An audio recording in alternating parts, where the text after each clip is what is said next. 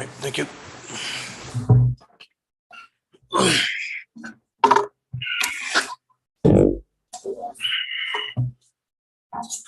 Anybody else have anything to add to the agenda? All right, I'd like to put a motion in to add Brickyard Cove and Hopeswell to old business next to Laura Lane acceptance. You get a second? I'll second. All those in favor? Aye. All right. The public participation policy applies to all selectmen's meetings. A copy of it is on the back of each agenda posted in this meeting room and on our website. First up, public input, limited to 3 minutes.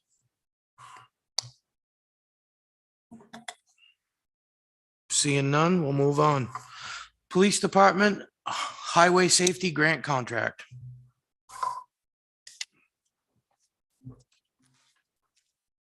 You all do it. Good evening. So we've been participating in the highway safety grants for close to 15 years or so. The enforcement patrols were approved again this year with a total budget of $10,200. It's across a couple of different focal enforcement areas of distracted driving, DWI enforcement, and joined in the Hampshire Click as a mobilization. This year, that's a little different as we've applied for in-car printers. This is part of the State Police J1 program. They've been implementing this for several years. It allows us to submit complaints, citations, and accidents in electronic format. In order to do that, we have to be able to print something out to give to the offender. So they've been on the job for a while, so we're not jumping into something new. So we trust the program will work well and the product will. And the best part is that it's 100% covered. So the 26-22 for all the hardware and equipment will be reimbursed to the town. We are on the hook for a 25% soft match, which would normally be the installation, but we're going to use a credit with Patrol PC from our old MDTs. So we're going to use a soft match in our training the officers on how to use the program. So really not anything out of pocket for us on that one. And then we also applied for and were granted 2 pole-mounted your speed traffic alert signs. Those are the ones that can go right on a telephone pole or a speed limit thing, and it'll highlight what your speed is.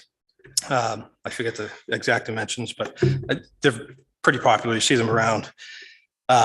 These will be what kind of prompted us to apply for these now was that they're doing a 75% reimbursement. I was just seeing it as a 50%. So the total cost for those 2 pole mounted signs is $84.94. Will be reimbursed $6,370.50. Our hard match will be $2,123.50. The advantages to this over like even our speed trailer sign is you have limited spaces you can put it, and we have one vehicle that's able to deploy it because we can't tow it with the other cars. This thing we can get right into a cruiser. Anybody can deploy it. We'll be able to move it around a lot more. So that is one of the motivating factors to get these pole mounted signs. And we also were approved for one additional piece of equipment, which is a traffic data collection system. This will be more for an inconspicuous sort of monitoring and tracking and data collection. One of the things we get pushback on, even like our speed trailer sign, is our only data we really collect now, is people will say, well, because we'll say, well, there's not as many speeders as you're saying. And they're like, well, of course there isn't. They see the sign, so they're slowing down. So this gives us an opportunity to get really kind of a real sense of what the traffic's doing. And we will also use this after we sort of implemented our directed patrols to see what kind of impact that our efforts have had. And again, that's another one that's 75% reimbursement. So the total cost for it was $1,540. We'll be reimbursed $1,155. Our hard match will be $385. And you'll see here in a minute when we go over my budget, the only thing included for the 2023 budget proposal is that $10,200 for those enforcement patrols. The grant program operates on the fiscal year, so we're already into Q1. I'm pretty confident that out of this year's budget, I can purchase these equipment items. So that's what I'd be looking to do. So what I'm requesting is one that you would grant or accept the grant contract. And if you would authorize the town administrator to sign off, that's what we've been doing for several years now. Both him and I will be signing it.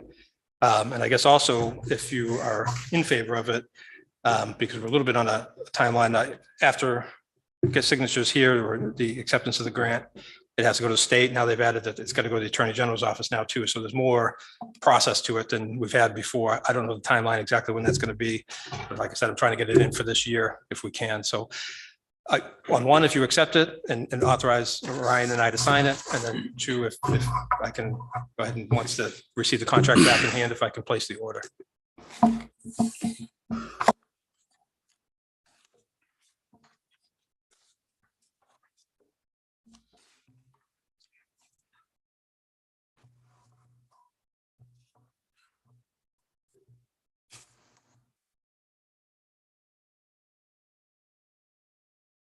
These radar signs are all portable. You pick them up and you move them throughout the area. Right. You literally can bolt them right onto it. There's an attachment. I'm not 100% positive if it comes with it, but you can get it right onto a telephone pole. What's great is like you got like East Side Drive. There's only 2 or 3 places where you can really stick the trailer. You'll be able to get these into all these sort of narrow sort of roads. And again, like I said, it's much easier for us to get them moved from one spot to another. And then to be tracking the stuff in 3 locations instead of 1 where the trailer is. The telephone company has no problem with us attaching to their poles. I haven't discussed it with them.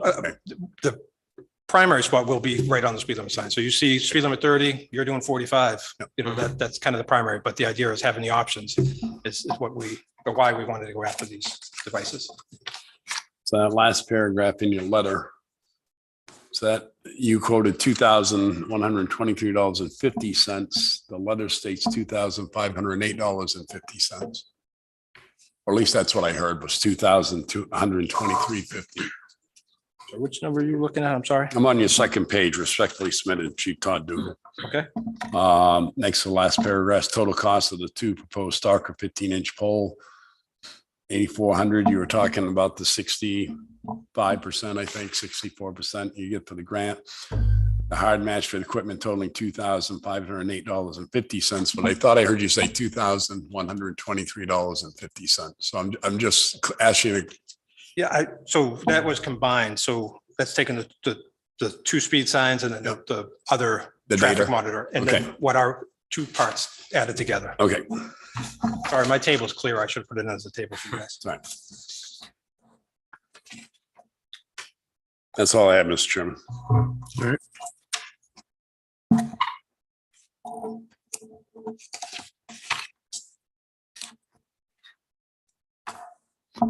I'm going to make a motion to allow Mr. Heath and the chief to enter an agreement with the Hampshire Office of Highway Safety Grant Contract. Get a second? I'll second. All right. Any discussion? All those in favor? Aye. Aye. And just so I'm clear, do you want me to come back once I have the contract to actually make the purchase? Or are you comfortable with me going ahead with the products we found and? As far as I'm concerned, the way my motion was that. Good to go. Okay. Yeah, Just make sure I I'm- think that's how we Make it made the first. motion. Can I ask one more question? Have we heard, and then I'm going to ask Ryan too, because I know that he had worked on it, but I didn't know if you've heard from the DOT about these pedestrian signs that we purchased almost 2 years ago. I have Yes. not. I have not. Yes. Yeah. Yes, well, Scott and I had a meeting with them. I've since got the documentation from Mike O'Donnell, who's been working with us on those locations. We just have to, we're in the process of putting together, they wanted a letter of intent, but also a plan, because some of these crosswalks, they want us to uniformly do all of them.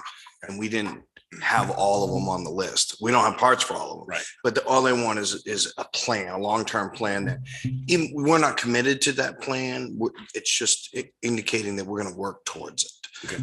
So yeah, well, that's what we're doing right now. Scott's already put the intent to excavate. So right now our timeline is Scott is going to use an attachment on one of the excavators to auger the 18-inch bases. Okay. And he's already got them all marked out for the excavation. So if we get everything in, they said that they would turn that right around so we could get all the bases in before their November excavation cutoff, and start putting up, assembling in-house and then bringing out and putting them in place for the end of this year. Thank you. So We are active. We're making some real progress now. Thank you. All right, New Hampshire Electric Co-op Energy Reduction Project. All right, Mr. Chairman. Public Works Director had some conversations with the New Hampshire Electric Co-op and EMC, Energy Management Consultants. They came in and did an energy reduction infrastructure improvement project assessment. And that's what you have in your packets, is the assessment of all the town buildings. We did speak a little bit about this at the last meeting when we were talking about all the electrical increases. And what this does is this project basically replaces outdated and non-energy efficient fixtures throughout the buildings so that we can become more energy efficient, utilizing better products and efficient lighting. So more soft lighting, green lighting, whichever way you want to term it. So on the table, you'll see that the locations are listed out. They did the community center, parking, the Mount Major Bathhouse, museum, senior center, town hall. And then they have project breakdown costs for each building. And then it goes into showing you that the total emergency project cost. The town hall is the most significant one because of the size and the fixtures, but each one has a different breakdown with a total at the bottom of $41,367. And what this program does is there's a New Hampshire Electric Cooperative incentive of 50%. But they would pay that $26,8350, and we would absorb the $26,8350 for the town. And their the time frame at the last column is about how many years is calculated for us to pay off our investment. As you can see, the total project they're saying will be paid off in 3 years. Will have paid itself back in Yes, 3 years. yes. So it does seem to be a very worthwhile project. We have done this before. I did this down in the police department years ago with the New Hampshire Co-op as well, and it was very effective, not only on the energy side of things, but they also run the project very efficiently with a lot of their contacts and subcontractors along the way. So this is all handled right through the EMC. They do the coordinate. contracting and all that. Yes. I mean, they work closely with the Public Works Director, but yes, they pretty much get the project rolling. So this is basically, it's an estimation of what the actual cost would be and what the savings would be. The estimated blend rate varies between $251 to $322 per kilowatt hour. So there's a variation there. So this could change. I think that what they're looking at is they're utilizing that. Yeah, as far as an educated estimate on the payback of the payback range. I know when I did mine at the store 10 years ago, they came in and did an energy savings analysis. My payback, I think, was 3.5 years. It was a 50-50 like this. It worked out well. But I used to have double 8-foot tubes in the store, and they shrunk them down to 2 4-foot tubes. Right. I did save, though. It was about $150 a month. I ended up saving on energy in my store. So it worked out for the last 10 years. Now it's just gone the other way, though, because the energy costs, rising costs. I looked at it to do it with the LEDs, but they wouldn't do it because I didn't meet the criteria.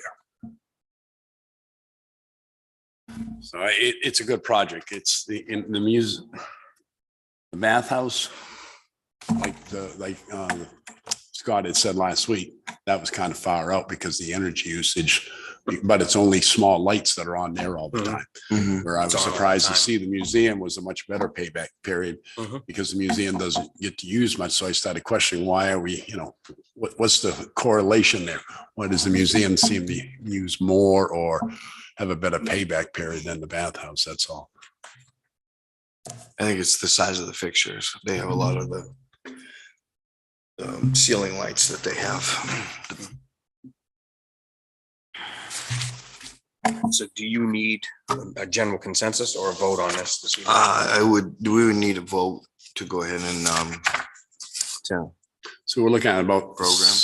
about a $6,300 a year we have to pay towards this. It's not a lump sum of 20,683. We I have think to you pay. can do either or, but maybe you can clarify that for me, Scott. Used to be real quick. included in your bill per month. Mm. So you got your regular electric bill, and then within that, on the breakdown, there was a payment of so much towards the payback initial on each bill. Right. Right, you can do a 0% finance through New Hampshire Electric Co-op if you wish to go that way, or we can take it from surplus. That was the intent, was to try to either do it whichever way the board wished to finance it, whether we take it from what is remaining out of the 2022 funds in order to accomplish the project, sign up and do a contract with the consultants. That way, the good part about these consultants, very similar to what Selectman Wentworth had said, that, you know, they come in, they take care of it. I think town administrator mentioned that as well. They do all the paperwork and everything. We just coordinate the access to and coordinate that part of it. They have their own electricians and everything all set up for it. Okay. And they did the analysis, just to answer your question, Paul. They took all of we provided them our electric bills. So they did look at what the consumption analysis was in order to formulate that number to be within range as to what they predict on the savings. Thank you.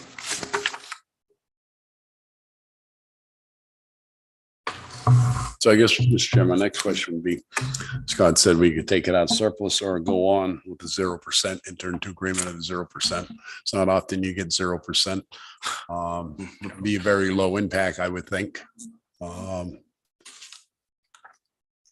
I would rather see us go that way, and then maybe if there's 20,000 left over, it gets put towards something else, or it goes back to the general fund towards the taxpayers. Sure. But that's my personal opinion. I don't know agree with about the three of you, what you want to do. No, I agree with that.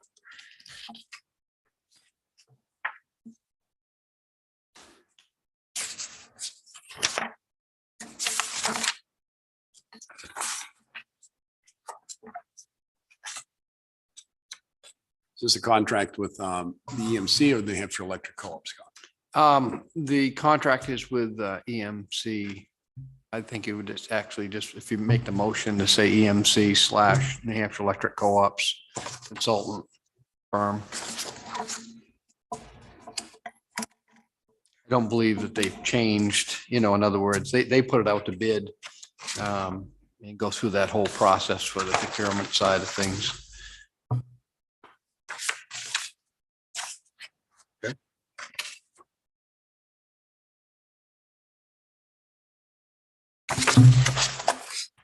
Chairman, make a motion.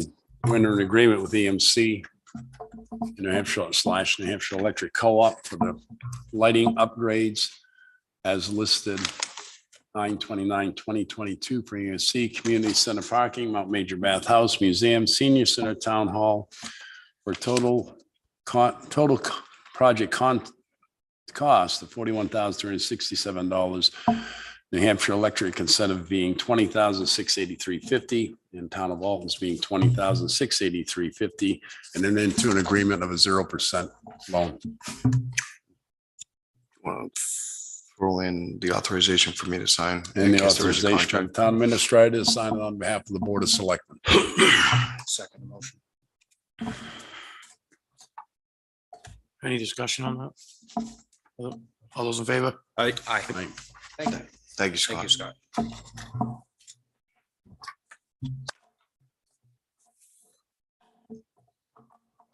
All right, on to budget presentations. Household hazardous waste.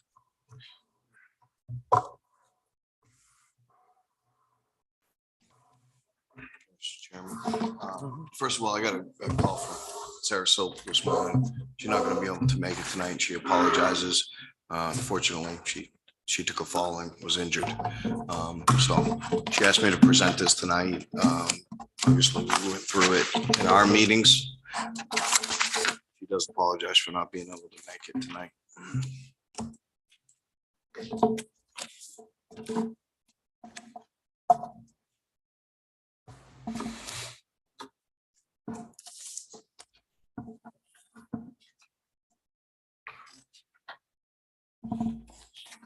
it's under HHW program. Sorry, the abbreviation.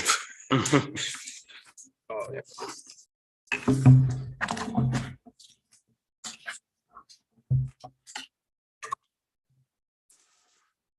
Pretty much the same as each year. Yeah, it's pretty close. Wolfboro is 70%.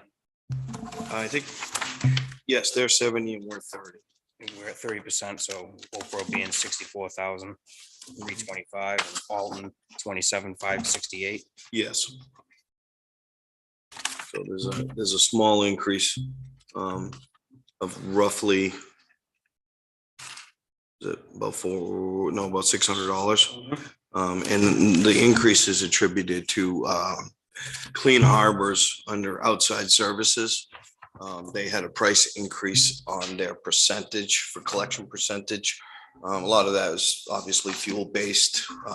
Clean Harbors is the one that transports and disposes of all the waste that's done at our collections.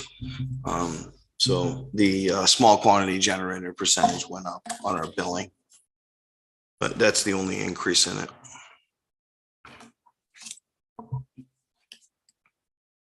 Mr. Chairman, I make a motion to approve the operating budget for household hazardous waste for $27,568.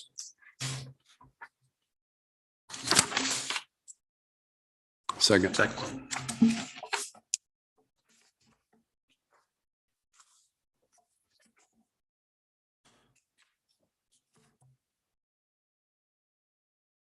Second, They did it. all those in favor?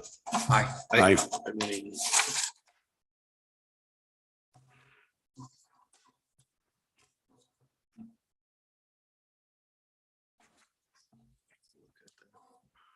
That would have been last week.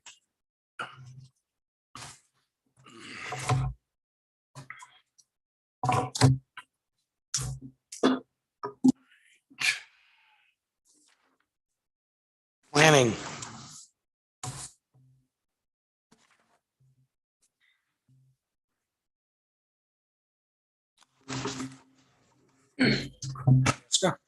Good evening.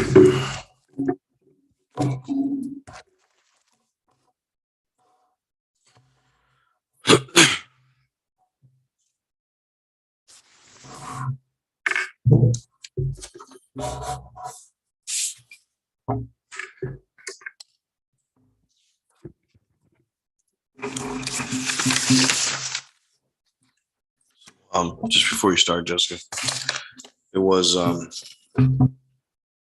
minor change that the gentleman had on your table. There's a change. There was an update that based on the personnel vacancy that she has right now and what her future plans were for the department that she proposed.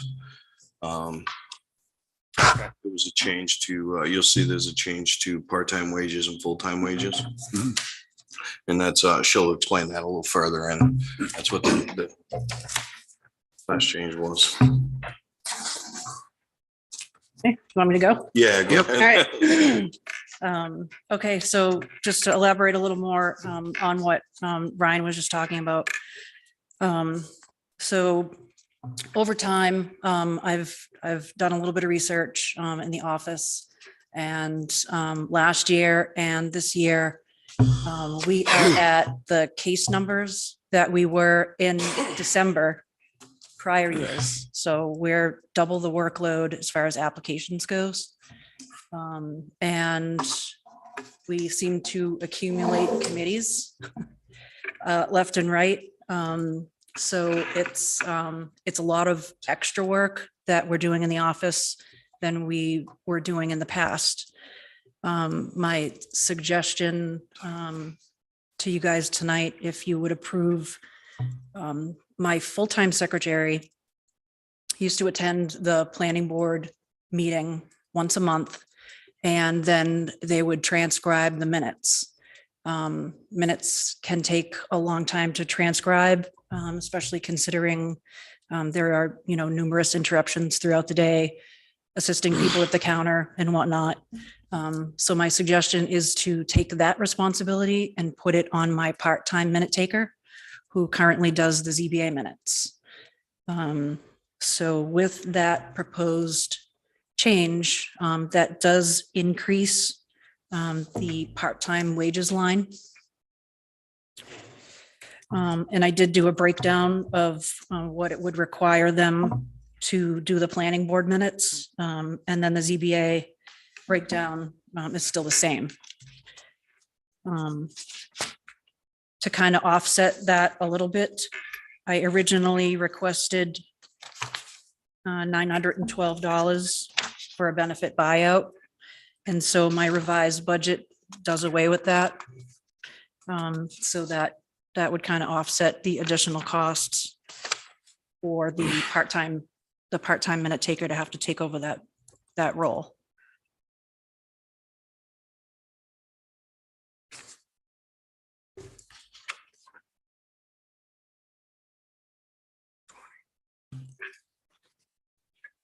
I have no problem with that.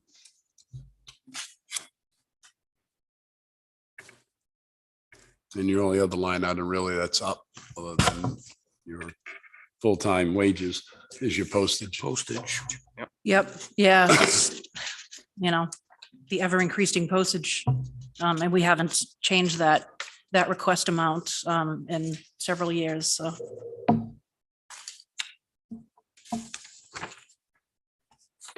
I did decrease the mileage slightly, just because a lot of our conferences and workshops now can be offered online. So we didn't need as much in that mileage line.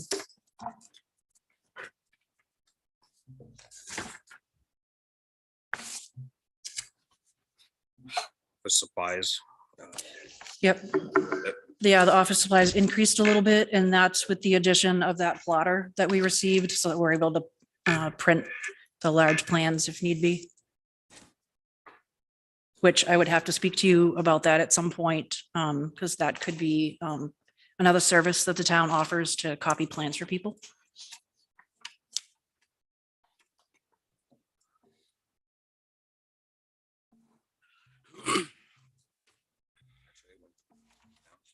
Yeah. Went down a little bit. I'm thinking from before, from 2021. Was that the office supply line you're talking about? Yeah, Yeah. yeah. Yep, It and actually that went down. was, yeah, It and the- that it was sort of, the Office supplies is what I was looking at. yep. That's because we didn't need the COVID supplies this year, Postage, I mean. the PPE supplies. I'm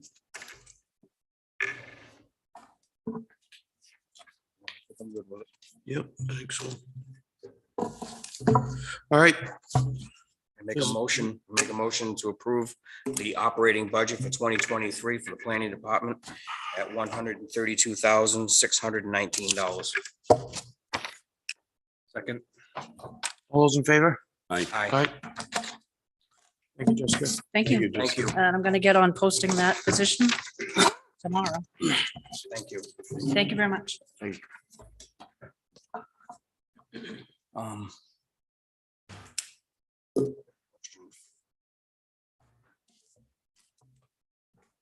I didn't see this one. Change. That's, Yeah, because that's expenses. that was just to show current expenses. I'm sorry. It's on the side. Yeah. Yep. Yeah. Didn't know if something had changed. No, no. Okay. No, thank you. No, there was, Thank you.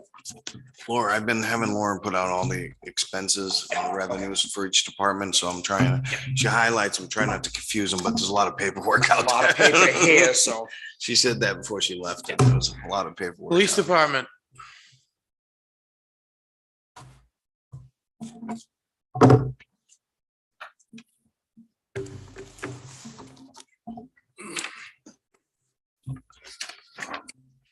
I just want to point out, Todd, before you begin, gentlemen, you saw in your paperwork, there was a memorandum from the police department.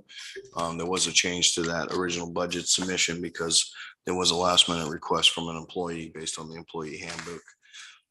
So I had the chief draft up the memo here on you, but it will be reflected in the budget. So just for conversation pieces, that's why that popped up. Go ahead, Tom, sorry. Well, while you guys are looking things over, I thought it would be helpful for me to provide a little bit of background on the police department and a little bit of an opening statement before we start discussing the details of the budget proposal. The Alton Police Department is currently staffed by 12 full-time and 7 part-time officers. We have 2 civilian members providing dispatch and record services, as well as a contracted attorney to handle prosecution. Our department is organized into 3 divisions: patrol, support services, and administration. Patrol is comprised of 1 sergeant, 1 corporal, and 6 patrol officers, including a canine officer. The support services division is comprised of a detective sergeant and the 2 SROs. When school is not in session, one of the SROs is reassigned to patrol and the other serves as a part-time detective. We provide police services and emergency response 24 hours a day, 365 days a year. So far in 2022, we've responded to 6,134 calls for service. We've made 133 arrests, which is 36% higher than last year. We've stopped 1,811 cars. That's 74% higher than last year. And we've responded to 157 motor vehicle crashes, which is 6% higher than last year.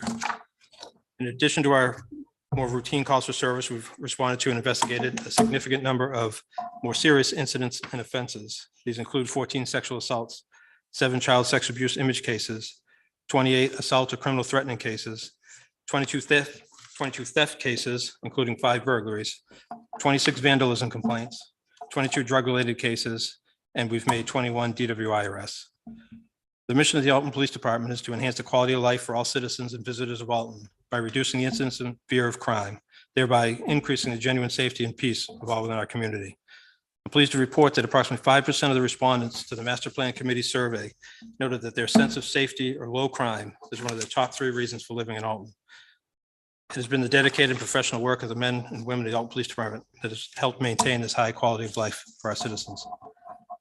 In preparation for creating my 2023 budget, I reviewed several reports that will impact our law enforcement services to the citizens of Alton in the coming years.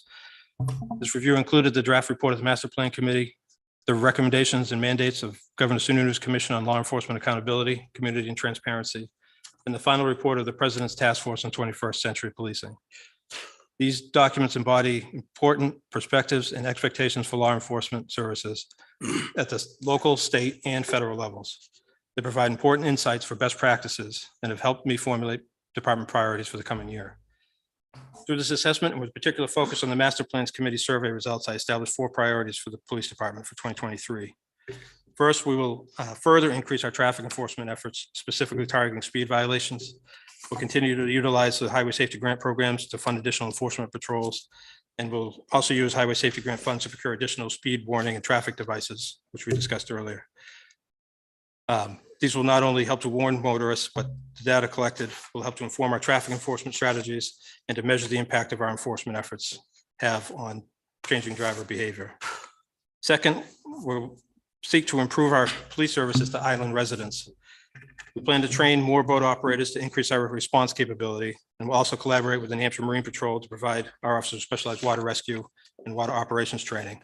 The combination of these trainings will allow us to provide more proactive boat patrols to increase presence in the bay and around the islands. Third, we plan to increase transparency and communication with the community. We plan to utilize the recently approved data management system, Power DMS, to publish our policies and other important resources and statistics on our department website, including quarterly updates on department activities. This will serve to increase transparency in our police operations. And while we will continue our efforts to expand our presence on social media, we will also look to incorporate more non-enforcement interactions with the community, such as coffee with a cop or related opportunities. And finally, we'll expand and enrich our training programs. As the police profession faces growing pressure to increase and improve officer training, we will continue to enroll officers in a variety of training courses offered by the Police Academy, reputable training organizations, and online vendors. We'll also look to increase instructor certifications of our own officers so we can increase our in-house department training opportunities. Furthermore, we'll continue collaborating with our partners at the fire department to arrange joint trainings to further enhance our cooperative services to the community. And finally, we'll seek out high-quality leadership training for all members of our department with a focus on succession planning. With these priorities in mind, my budget proposal includes a request to add a full-time patrol officer position to the department. An additional full-time officer is essential for the police department to accomplish the priorities previously noted and to meet the expanding service expectations of our community. The police department has not added a full-time officer position since 2009. While time alone may not justify this request, it is important to consider how much the town has changed and grown over the past 14 years with no personnel increases in the police department. I'm proud to say the men and women of the department have worked exceptionally hard to keep service levels commensurate with community expectations. And we've been able to do so in large part because of our part-time officers filling large operational gaps. Presently, we have one full-time officer that has been activated for military service for at least a year. This creates a vacancy in our patrol schedule that needs to be filled. Previous situations of extended vacancies, we've had the fortunate opportunity to utilize part-time staff to minimize the financial impact. However, our current part-time staff do not have the availability to fill the void. In fact, one part-timer has just resigned last week. Literally an hour and a half before this meeting, I was notified that another one's going to resign in March. And then I've had two others have approached me about resigning their positions because they cannot commit to the minimum time expectations we have for them, which is set at one shift a month. And yet another one is currently traveling for at least 3 months, possibly 6. And this will continue to be a recurring situation. So the waning availability of our part-time staff has resulted in many of our regularly scheduled part-time shifts going unfilled. And we will be forced to rely almost exclusively upon overtime to fill the vacancy created by this military activation. Under the present employment climate felt in both the public and private sectors, replacing part-timers is not a desirable prospect, both in terms of finding viable candidates and the cost and time required to training new part-time officers. In fact, the New Hampshire Police Academy is only intermittently offering the part-time academy because there aren't enough recruits to hold the classes. And furthermore, looking beyond the immediate situation, the LEAC Commission established by Governor Sununu has ordered Police Standards and Training Council to review the viability of part-time officers, possibly requiring full-time certification or reducing their police authority. So if either of those occur, it would significantly impact the way we utilize our part-time officers. So based on all these factors, I put forward a budget proposal that includes an additional full-time officer. This officer will not only help to mitigate the immediate staffing challenges we face, but the added officer will increase our ability to accomplish our mission to enhance the quality of life and safety of the residents of our growing community. And as we go through the details of the budget, I believe you'll agree that 2023 is the appropriate time to add the full-time position. That's an opening statement. Now we'll get into the details. Totally line by line, but obviously the big one is the first one, the full-time wages.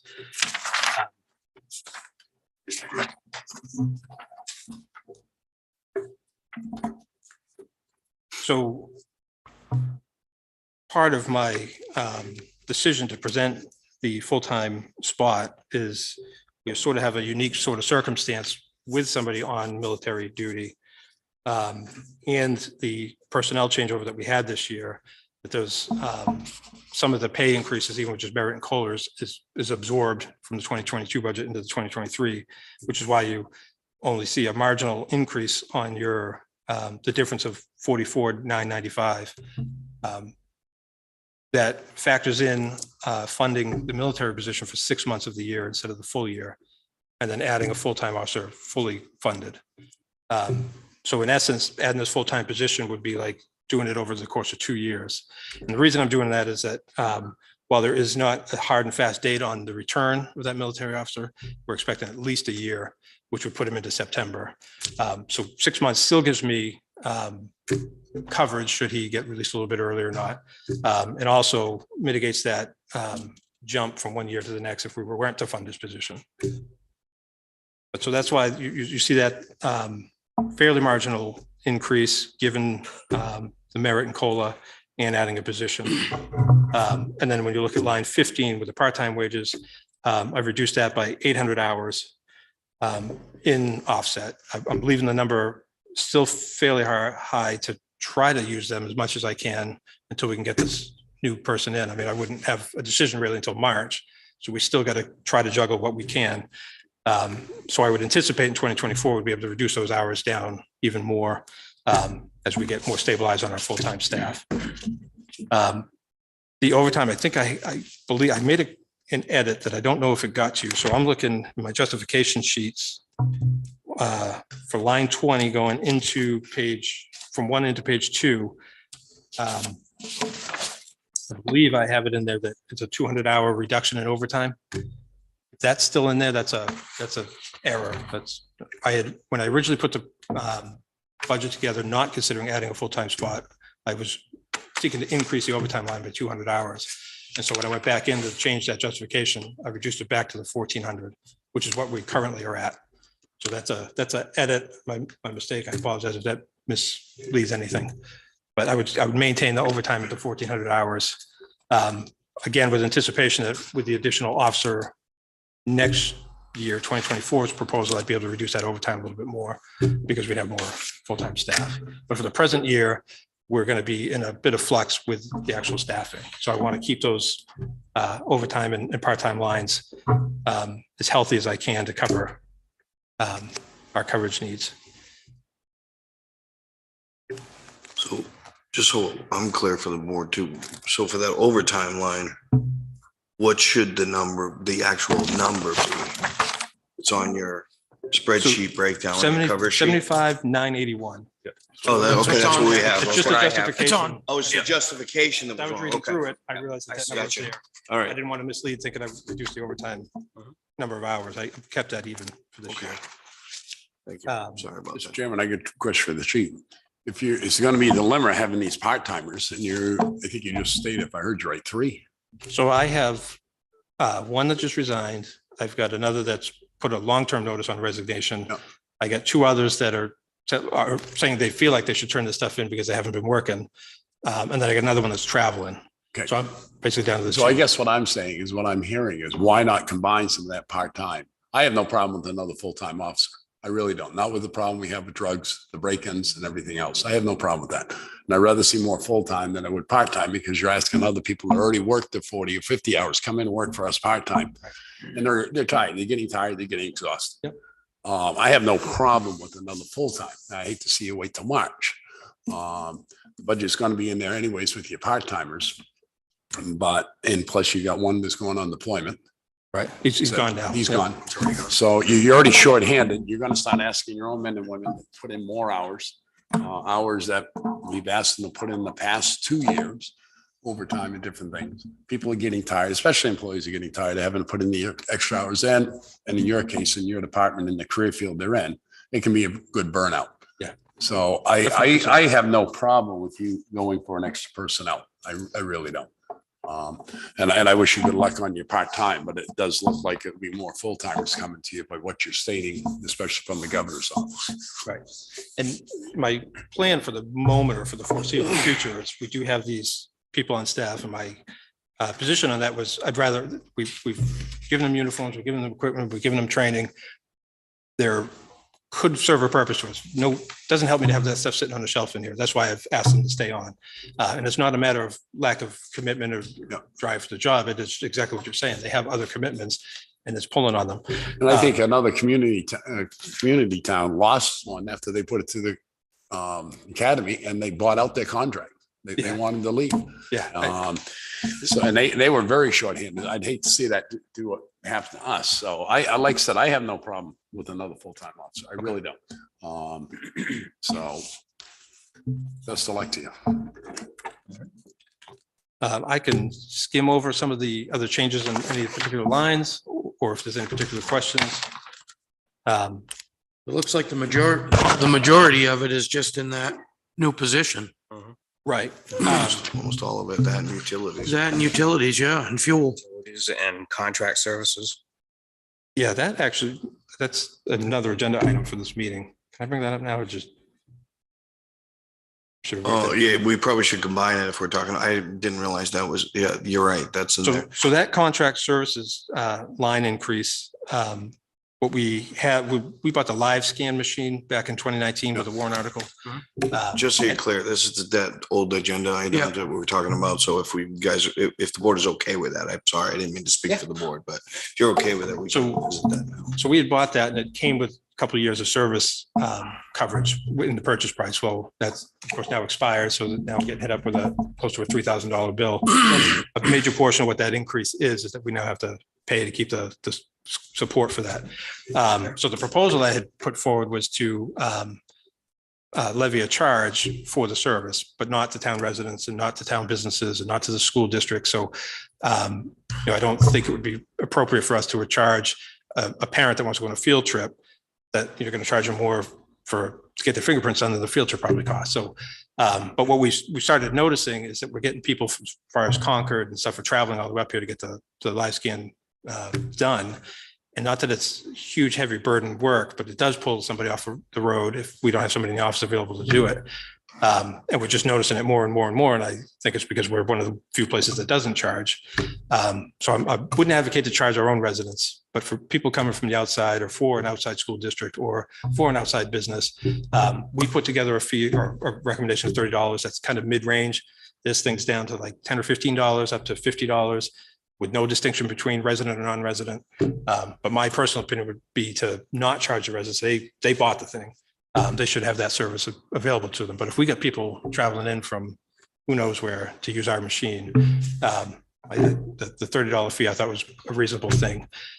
So that was also to offset. It really became real to me when I got a $3,000 budget that might be a way to offset that. And then as far as other, if there's other questions about any of the things, we try to keep it as streamlined as we could. Just the fleet expenses went up a little. Yeah, that is, so our cruisers are the chargers are now off of warranty. So this will be the first year our portion of this year, and now this coming 2023 will be on the hook for the repairs. So I put a rough number there. I'm hoping it'll be all right. And then I just had to replace a headlight for like $800 because the specialized, whatever they are. Yeah, it's a marginal increase, but I'm hoping that'll get us there. Also as a reflection of the fuel prices, Yeah, that was, fleet fuel.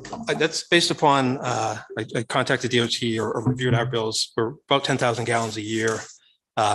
At the time when I first started putting the numbers together, we're at 364 through the state. I reached out to them. They said project about 370. So I left it at the 364 per gallon. And the advantage that we have if they do come back down is we can still jump over and use the circle. We did that the last time. It ended up, they reduced quicker than the state did. So we could take advantage of that if that ends up presenting an opportunity.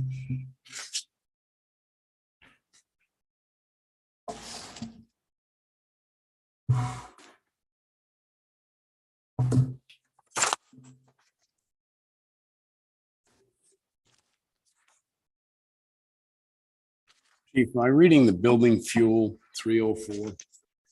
Right? You're only requesting 2,500? Yeah, so The only question I have in that building fuel for you now, I just find amazing that you heat that whole place that very little bit. When they put those More than last year. Yep.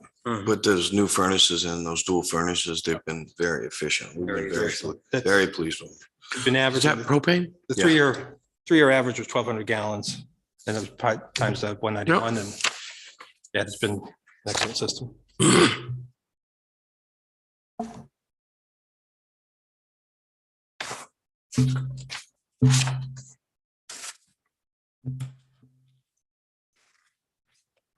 I think you've done a good job, Todd. I mean, we kind of expected some large increases with fuel and electricity and whatnot, and for you to be able to put another full-time person in and keep your budget at 4.5%, I think that's commendable to you.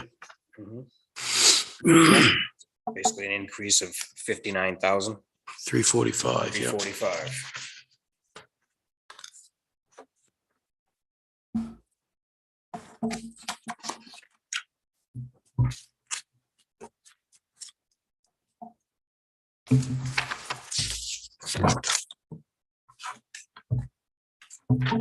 And yeah, most of it's the new hire and a little bit of wages with the COLA and whatnot. No, I think you did a good job.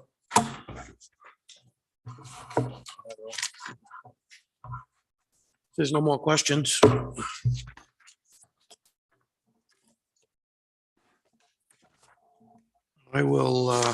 I'll make the motion to approve the 2023 police budget at $1,361,046.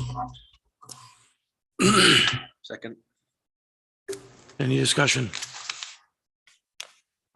All those in favor? Aye.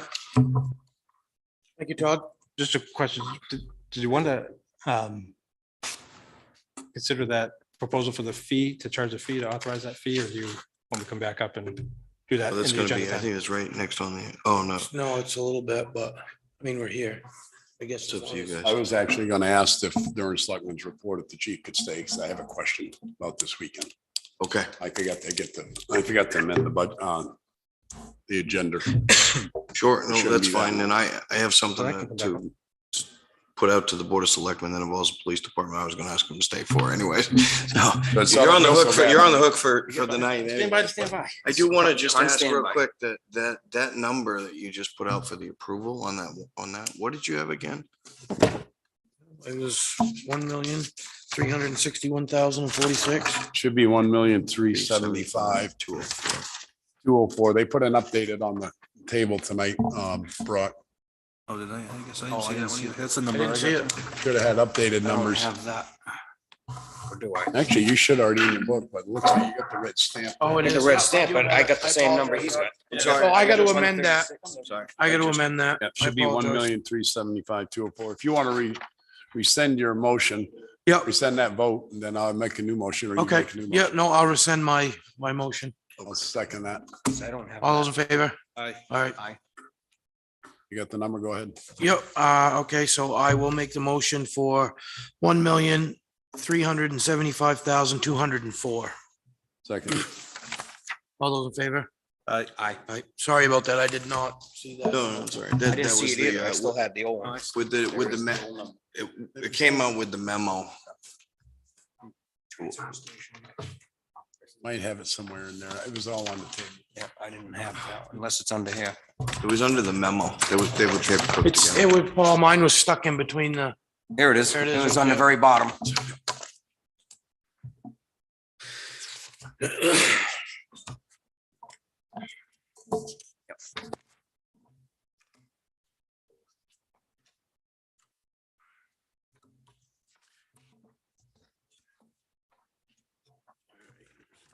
The only change that was on that call was that added sick time buyout from the memo. That's what that change was. yeah. Because they bought out Yeah, the yeah. employees' insurance. All right. All right, so insurance. I imagine that's you, Ryan. We had to do recycling. Recycling. Recycling, we just crossed over. Revolving fund, that's up here too. Yeah. I saw that somewhere. No, that's just. I- It's expenses. This one's good. Yeah. All right. Yeah, Scotty wasn't able to be here tonight. He had full intention of being here and had a family emergency come up, so he would be here, so I told him I'd pinch it since I was gonna be here anyway, so this is pretty straightforward. It comes out of that revolving account, and any him reviewing it with him, increases are based upon contractual percentage increases on transportation and Right. on disposal.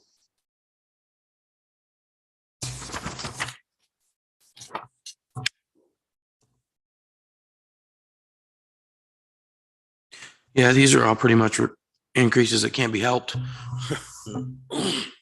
Yeah, the only decrease actually is in electronics. and, Electronics, yeah. That's just, we've gone from the big boxy heavy to more of a flat screen, smaller. Stuff's getting lighter. Yeah, All right. Tire disposals on now. Chairman, I make a motion to approve the revolving recycling account 4-8,000, $147,348. Second. All those in favor? thank you. Thank you.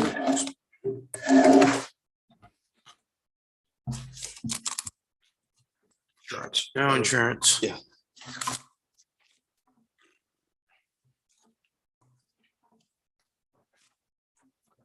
Gentlemen, the insurance numbers would have been in the packet on the table. We got these at 5 o'clock today from Primex. Those are the numbers we were waiting for from Primex on property liability costs. And they posted everything at the end of the day today. So Laura stayed and got all the numbers so that we could, this is the last budget that we would need to finalize. So with that, we were fortunate that unemployment compensation went down. Liability went down a little bit, but it wasn't enough to make any change, but we were able to level fund it. Property liability was the only one that experienced an increase. It was an increase of, I think it was 8%. I'll tell you in just a second. $11,000. Yeah, 11,000. That's what it looks like. Yeah. But overall, for that insurance, the state only had a $2,000 increase. You can't complain. No, and we did very well. So it was actually a 9% increase. I'm sorry, but yes, $11,054. And then everything else almost. That was like I said, the other ones went down roughly like someone between 2% and 4% went down. Chairman, make a motion to approve the insurance line item 4196 at $295,014. I'll second. All those in favor? I, Aye.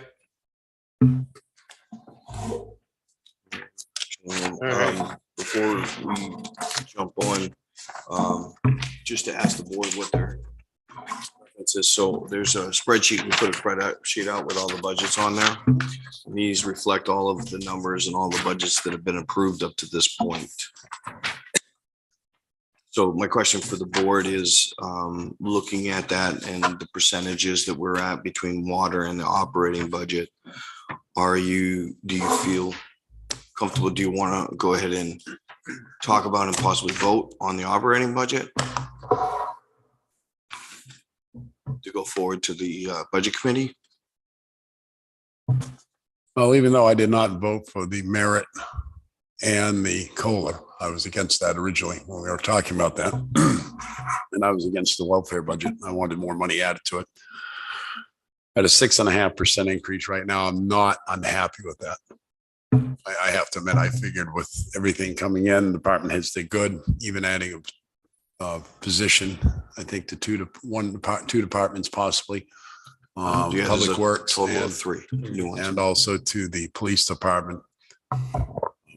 I would like to see it come in lower, but it is what it is in this day and age with the inflation we're hitting. We're lucky that it's not up 8 to 10% because of the inflation that we're facing, especially with fuel costs, electricity costs. So at this point, at 6.5%, I have no problem with myself personally. Now, right now, I would like to see a little more to the welfare.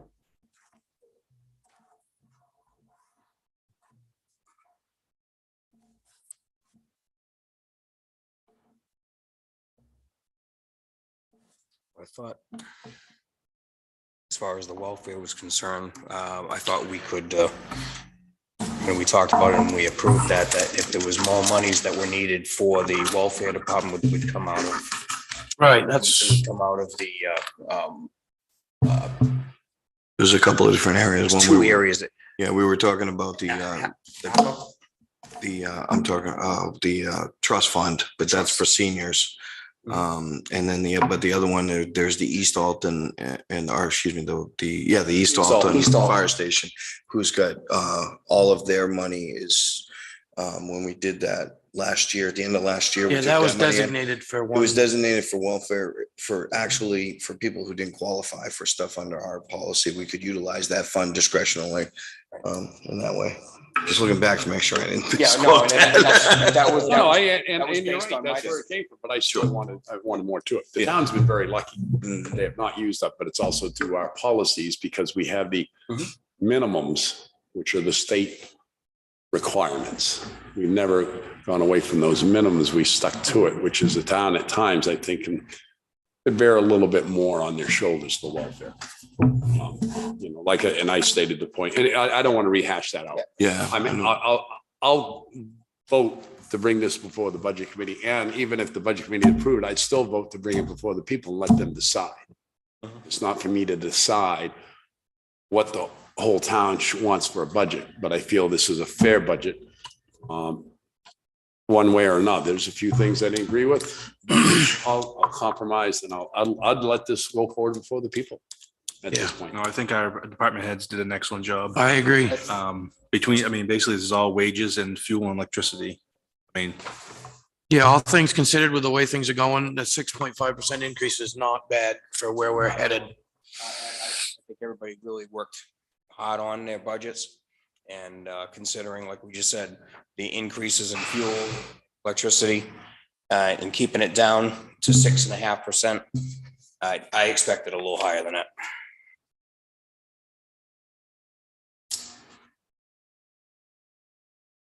Mr. Chairman, I make a motion to move the town of Alton's operating budget 2023 forward to the budget committee.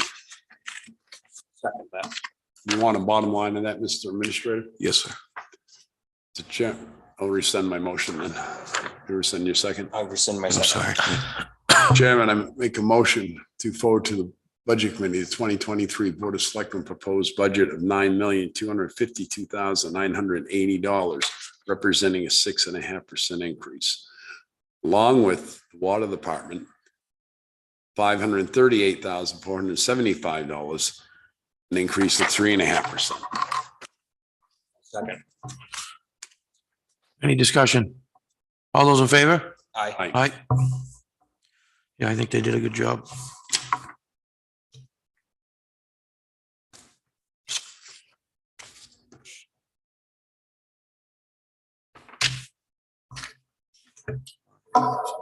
So, all right, old business. Police Department live scan service fee, which I think we went over, but we have to vote on that. Yeah, they gotta vote on the actual memo, but yeah, we did have the discussion. Yeah. So the recommendation would be to institute a $30 fee for non-residents service to use the live scan, not to be applied to Alton residents or Alton businesses or our school districts. I have no problem. with that. Yeah, I don't have an issue with that. Go ahead. You want a motion? then? Yes, I do. Mr. Chairman, I make a motion to allow the police department to charge for the live scan for anybody other than town residents and taxpayers, the town of Alton and schools Second. For the sum. for the sum of $30. $30. Second. All those in favor? Aye. Aye. Thank you. Thank you, Todd. All right. Now, this was amended earlier for the Laurel Lane acceptance with Brickyard Cove and Hopewell. Yes. So, gentlemen, what this is I'm bringing back, if you remember, we briefly talked about the two road acceptances between Laura Lane and then separately Brickyard Cove, Hopewell is one approval. Both of those have been through legal counsel and have been authorized by him or signed off to move forward to a public hearing. So per our policy, I'm just bringing them up to the board to see if the board is ready for us to schedule and wishes to schedule a public hearing for those two road acceptance. Lower Lane and Hopewell. Laura Lane and Brickyard / Hopewell. So we posted it as Brickyard and Hopewell because Brickyard had to be as part of that upgrade. And those were all upgraded, I remember, correct? And everything was Correct. in order. Everybody- Yep, everybody, they were going Everything was in through, order, Scott? but- Okay. but what hadn't gone through was the legal review and there were some issues we had with. Brickyard, right? Yeah, but there was Brickyard and Laura Lane had a few issues with the warranty deeds and whatnot that have all been resolved now. Mr. Chairman, I make a motion that the town administrator advertise for a road acceptance public hearing for Lower Lane, Hopewell / Brickyard. Second. All those in favor? Aye. Aye. All right, thank you. Thank you.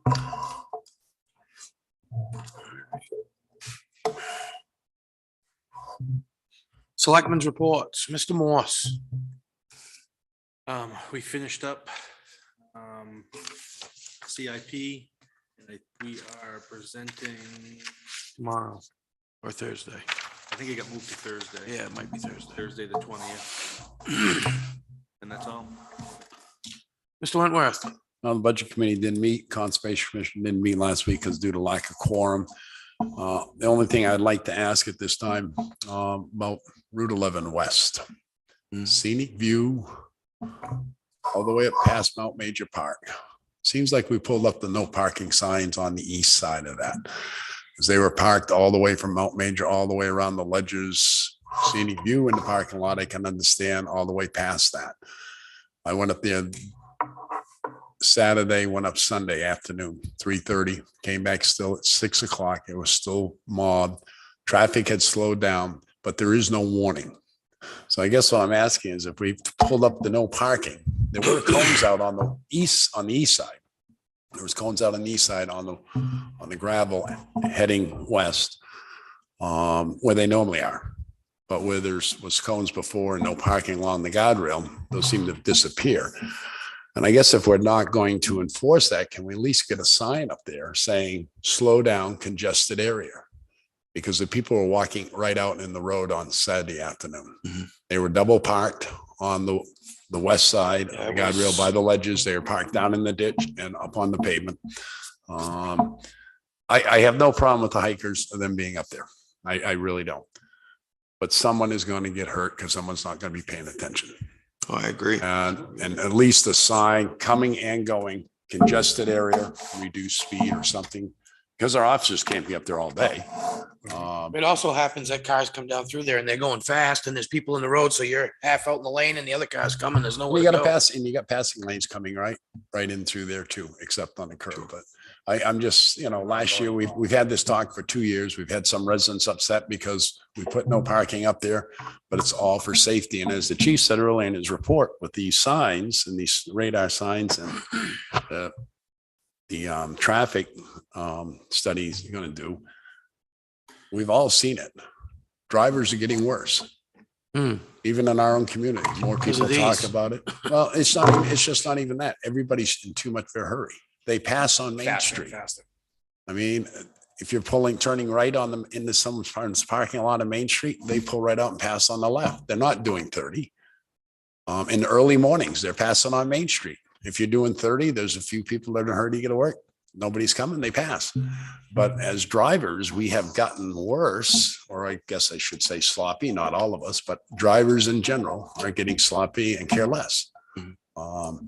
So all I'm saying is I think as a safety precaution for the town or for just the people in the community that are driving our roads, maybe we need to look at that again. Yeah, if you don't mind real quick, I'd just like to have the chief.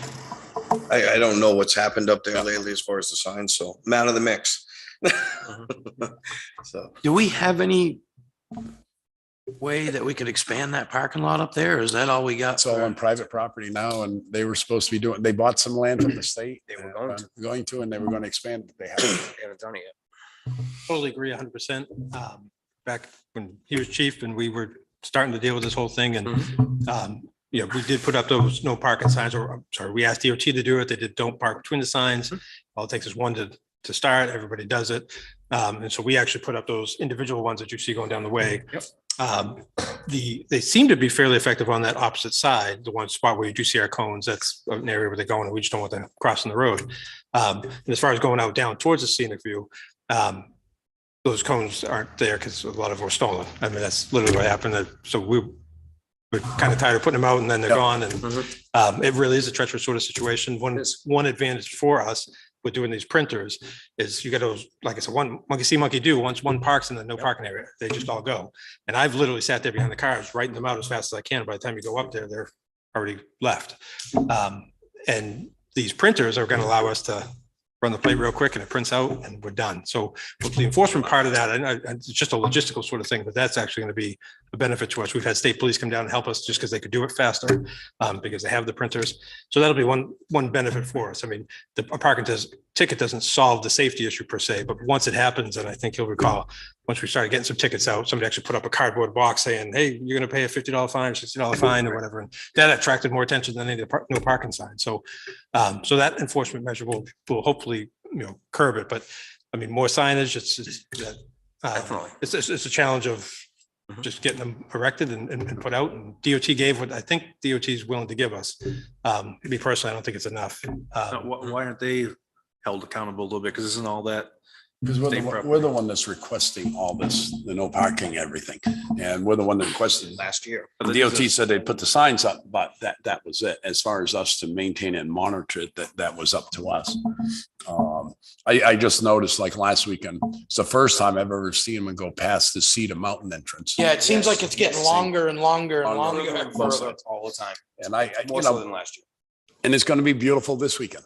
It seems like the more beautiful we have, there's still going to be some peak foliage this weekend. So I'm just saying, I was just asking, even if we could put up that sign we have, putting up the congested area, please reduce speed. Yeah, we can definitely put our message sign. I mean, and then that's up to the board or what you guys think, but you're the safety officials. So yeah, we can get our message sign out and at least it'll be something. That was the worst weekend I've seen it. Yeah. It was this past Saw it weekend. too. Yeah. The unfortunate, like ours is not technically designed for like a 55 speed zone, it's not really that big, but at least it's something to get the eyes on it. And we can certainly get it deployed and see if it makes an impact. Thank you. And DOT's parking signs, their idea of them, well, you've seen them. Just Andy, for your information, I don't know if you've noticed it, but the no parking signs they put up, in theory, they were all going to be great, but once they installed them, they did them like a quarter of a mile apart. Yeah. It says no parking between signs, and there's one sign, then you go all the way around the corner and there's another sign. So everybody was under the impression that it stopped at the segments of the guardrail. So that's why we had done over the years, we put some permanent, just the P with the circle around it and the slash up along the guardrails. But like you said, the cones, I'm sure But that, that's not sure there's more a of half a state dozen issue of them than in it the is woods. Sure. They just grab them and throw them. Yeah. So in my mind, it should be more of a state issue than the town. Well, the state doesn't look at it that way because they're not the ones that are, I guess, not worrying about it like the town is. We're the ones seeing the congestion. They haven't had a problem until we raised it over COVID. They had no issue. No. State, nobody's taken any issue with it. We've been talking about this for 2 years. Yeah. We had people come in with concerns. Well, yeah. Complaints. And it's, and it's like anything, 50, you're going up through there, 55, Right, yeah. you come across it. That's a state Someone's road, not a walking town with road. two kids on each hand like this. Yeah. They're right up next to the white line. I mean, you all seen it, but Yeah.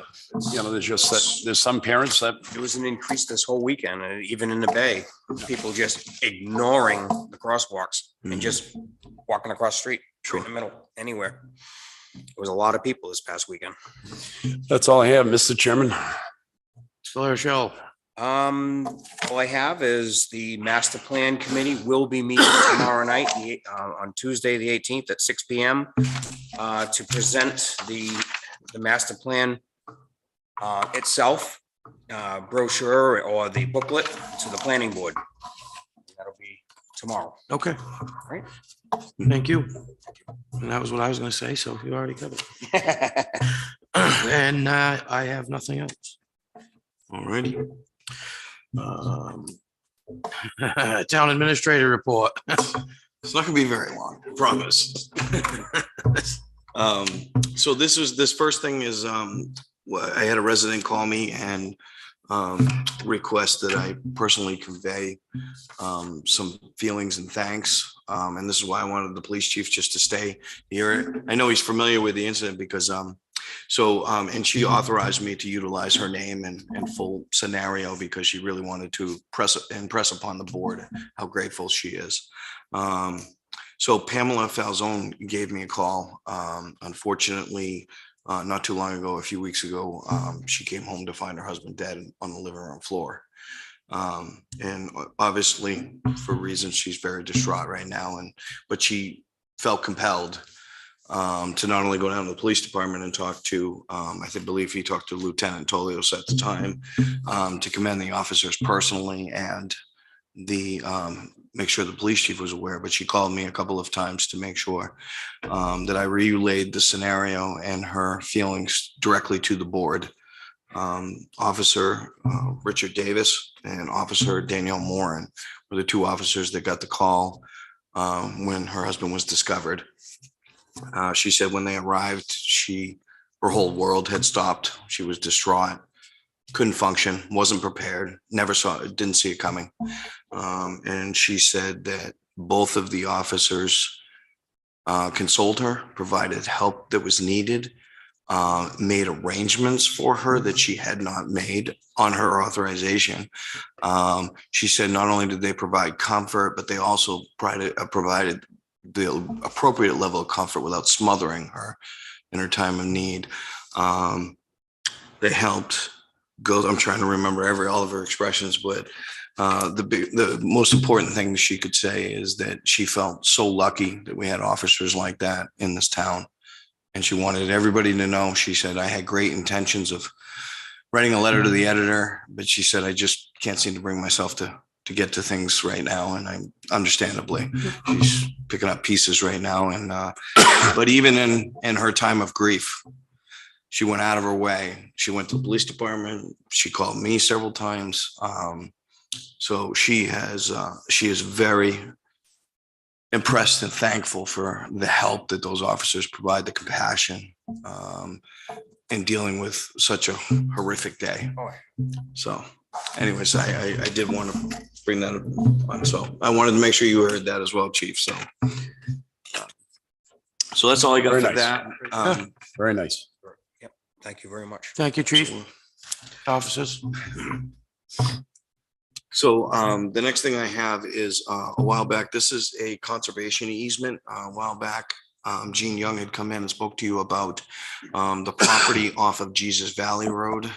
It goes off back where the old trail was, where there were some maps that we looked at. The money had already changed hands for the town, but they were waiting for the New Hampshire Forestry Society to do the conservation deeds up for the board to sign. So what I didn't print this out for all of you right now because I wasn't sure if you're going to read through the whole. It's 50 something pages or 48 pages. The easement and the conservation easement is mainly a lot of the conservation conditions going through, and then the meets and bounds. But what I did is I had sent this ahead of time to legal counsel. So he's gone through the whole thing. And this morning I got a email from him confirming that that all the language and everything that's in here is good. He feels very comfortable with the easement. I know the Forest Society had called me and they wanted to, they were trying to get it signed by the end of the month. And since our meeting is until November 7th, I had legal go through it, wanted to bring it up to the board. If the board feels comfortable with it on legal's advice, if you feel comfortable giving me the authorization to sign, he said that it would be okay. Cause I wasn't sure whether we needed individual signatures from every board member, but he said either or would work on the easement. Is that part of the old Kate property? Yes, this Addison Kate. This one says West, Richard West on the old one, but it's the property is on it's 268.1 acres. Property of Richard West, Alton Mountain Road and Jesus Valley Road. Should be the same one. Yeah, it's and by all means, I can leave this for you folks, or I can get electronic copies to you to send out as well. I'm trying to get Are there any conditions upon the easement of a parking lot, a parking area down the road a few years? Because that was one of the biggest concerns, I think, when we talked about that property, especially with the forest. New Hampshire Forest Society. Forest. They talked about putting a parking lot out there at the end of Jesus Valley Road, right where the town road ended, or it went to a private driveway and there's a spur off to the left. They Right. talked about putting a parking lot out there to go up to the backside trail of Mount Major. Yeah. There was just talk of it. It wasn't going to happen, but I just want to make sure that wasn't part of the condition of this easement. No, I didn't, when we went through the conditions, there wasn't any, with the making it a condition for any further development. There is language in here about improvements. And that improvements can be, like as a caveat to it, that improvements to the easement, things like that can be made and can be done. But it's not made as a condition of it. Yeah, 'cause we talked about that, about them upgrading the road before there was any parking lot there. It was 2 years ago, I think it was 2 years, a year and a half ago, we talked about a small parking by the conservation trail at the Beaver Pond. When Mr. Roberts was still road agent, we talked about that with the Conservation Commission. More people were using that area at that time, but then all of a sudden the trailhead got closed, so. That encompasses all that area, that old Beaver Pond up there. The conservation of the area trails, okay. Yep.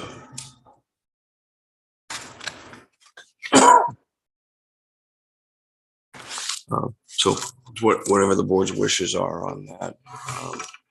And I can definitely, tomorrow morning, I can send out, I didn't even think about sending out electronic copies this morning, but I could send them to all the board email members. It's just when I got the okay this afternoon, when I was printing out the stuff for the table, I didn't necessarily know whether 50-page packets were there, but I'd kind of like to read it a little bit before I okay. sign off on it, just to see what. So I'll do, I'll send out the Yeah, if electronic you- copies, An email's fine. and then, just trying to think if there's a way we can word a motion. Can we put a motion in that says, once everybody's read it and sends an email back to the town administrator, that as long as you have a consensus. That I can get a consensus via email, if we have a positive consensus Can we via do that? email. Otherwise, Is that Is that, doable? As long I as believe it's- that that's As long as it's done individually, not as a group. right, right. each person does their own email? So one person reads it, we can send you an email saying yes, yay or nay. Yep. And then that way, if we put a motion through email consensus, if there's a majority consensus from the board to move forward with the easement as is, that the town administrator can sign on behalf of the board, if you're all set with that. It's just that I know they're trying to close on the property before the end of the end of the month, but they didn't really get me the paper. I mean, The end of the month would be 2 weeks from today. right. So they want to close on the 31st.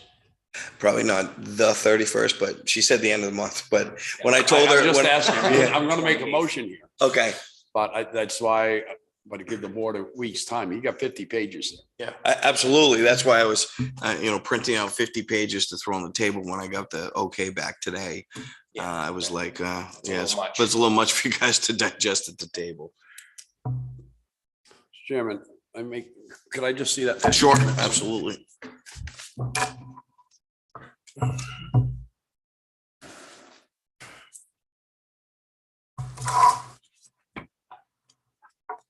Just so you know, I had no idea that when they said an easement, most easements I've ever seen are 2 or 3 pages. I had no idea it was going to be 50 pages.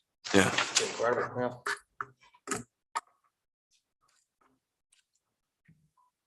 Unless the board wants to come in and meet for 10 minutes to approve it next week.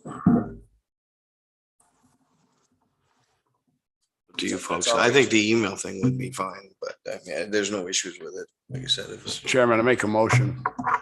They have the conservation easement deed from Richard West at the end of Jesus Valley Road on the 260.1 acres to be emailed to each selectman.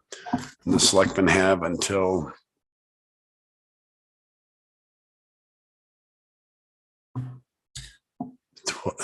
October 28th to get back to the town administrator, the yay or a nay. If they approve this, and how the town administrator sign on behalf of the Board of Selectmen. Second. All those in favor? Aye. Aye.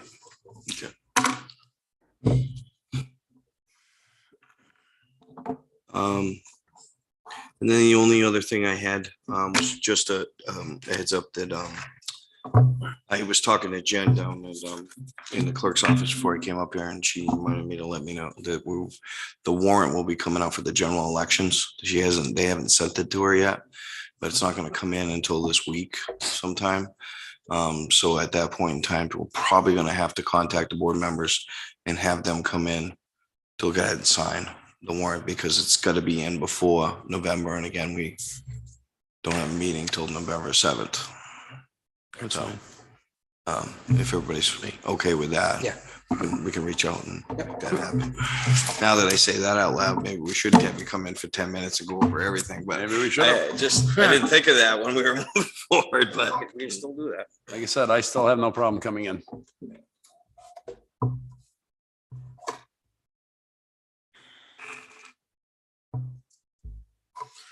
Consent agenda, actually approval of minutes, but there isn't any minutes, so we're good on that.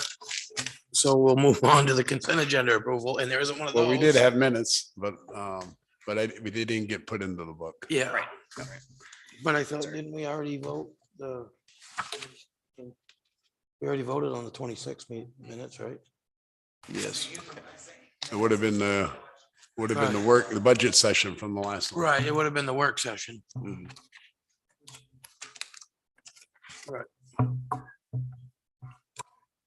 Anyway, moving on.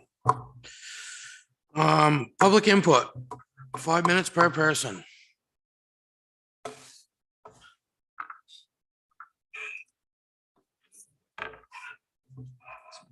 Good evening, Lauren Carr. Time no see. Hey, could you give me the numbers again for the budget? I got the 9, but I didn't get the rest of those numbers. Can I give him that? Yeah, I was gonna say. Here, Lauren, you want? Here. That'll give you every single budget. So this is by department.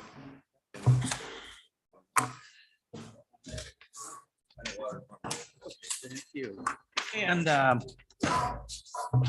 what are you doing for the COLA and the merit? What was the numbers you have for that? COLA was 2% and merit was 4%. Yep. And how much? 2 and 4. 2 and 4. COLA was 2, merit was 4.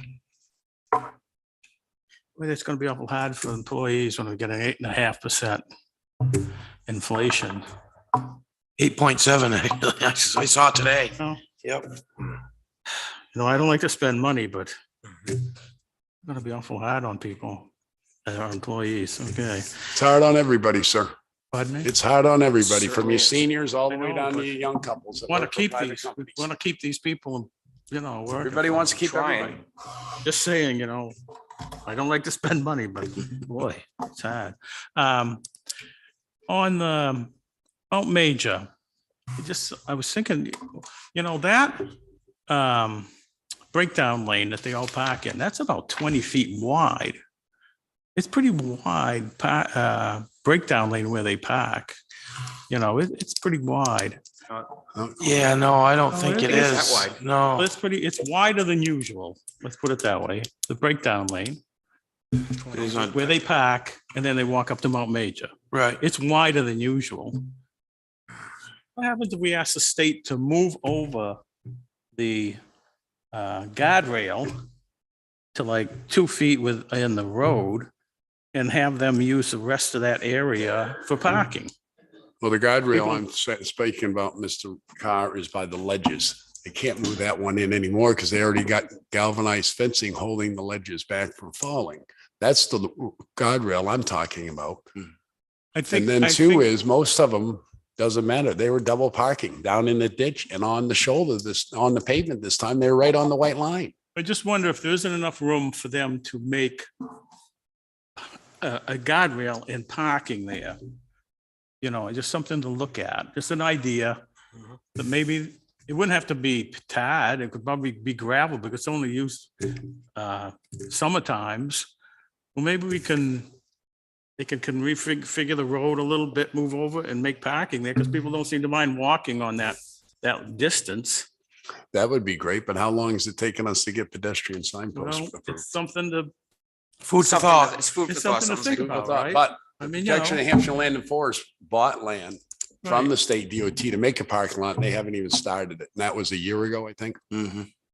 But this might be something, another way to look at it, you know, maybe. Something to They think don't about. seem, they don't seem to mind hiking that along that Oh, road. they already walked the trail before they get to the trail. So, That's it. you know, maybe they could, there must be a right of way width there. So maybe there's enough width there that they could do something other than talk about a big parking lot. You know, it's just temporary summer parking, Right. right? So it'd be something to look at. Thank you. Thank you, Lauren. Thank you. Anybody else? All right. On that, I will entertain a motion to adjourn. So moved. Non-pub. Mr. Morse, Yes. I don't have to. You don't have it's to a do roll that. call. It's Yeah, it's it an was all a- in favor thing. Yeah, it's okay. We're good. Last time we had a big, Thank you. Have a good evening. thank you. Thank you.